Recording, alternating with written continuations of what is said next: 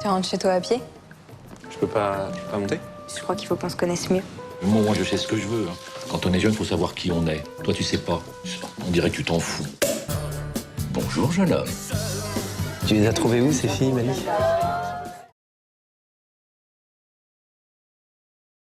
Je crois comme beaucoup de monde, ouais. Oui, c'est un truc assez commun à la fois évidemment aux garçons et en même temps à la jeunesse. Et après, je crois que c'est comme Fred Louf le dit, le réalisateur, une espèce de clin d'œil évidemment à la chanson des années 80, cette année 80 de Patrice Coutin.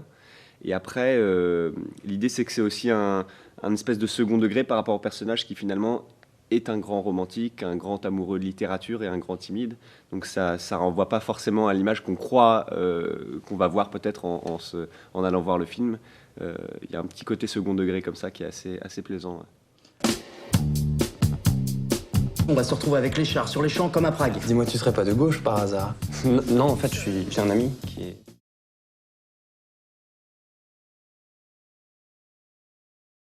Je pense que j'ai plusieurs éléments de Primo en moi sur lesquels on a travaillé, où c'était évidemment plus simple parce qu'on s'est rendu compte qu'il y avait pas mal de points communs, que ce soit entre Fred, entre Primo, enfin le personnage, et entre entre moi-même.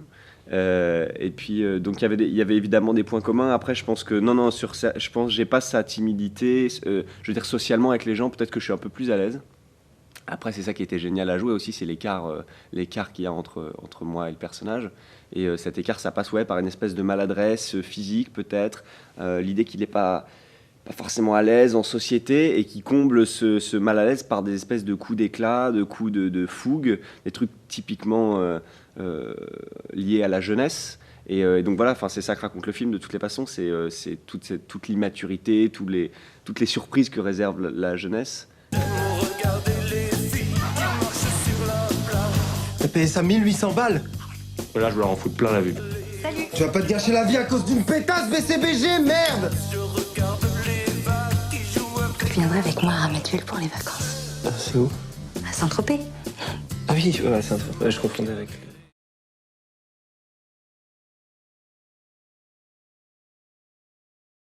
C'est une chose à laquelle j'ai aspiré aussi, c'est-à-dire que évidemment je suis surpris et toujours heureux de ce genre de cadeau, quoi. C'est génial. Et en même temps, c'est vrai que j'ai eu un appétit théâtral et cinématographique assez tôt, un vrai appétit, quoi. Et donc j'étais dans une énergie de travail assez tôt, en fait. Dès la sortie du lycée, j'ai fait une option théâtre au bac et tout ça. Et dès la sortie du lycée, j'ai eu la chance de commencer à travailler. J'ai rencontré une metteur en scène avec qui je travaillais un petit peu, qui m'a emmené à Moscou sur une pièce. Donc très tôt, je me suis dit d'accord, ça marche. J'ai découvert le milieu professionnel et vraiment artistique assez tôt. Et donc en même temps, je suis content de voir comment ça avance parce que je sens qu'il y a une logique. Je vois que c'est pas non plus un truc où je suis propulsé d'un coup à un truc qui me dépasse complètement. Je vois que c'est des étapes logiques et même si c'est des choses qui arrivent tôt, j'en suis content et j'ai l'impression d'avoir aspiré à ça dans l'énergie que j'ai mis dans le travail, dans le théâtre, dans le cinéma. Ils font semblant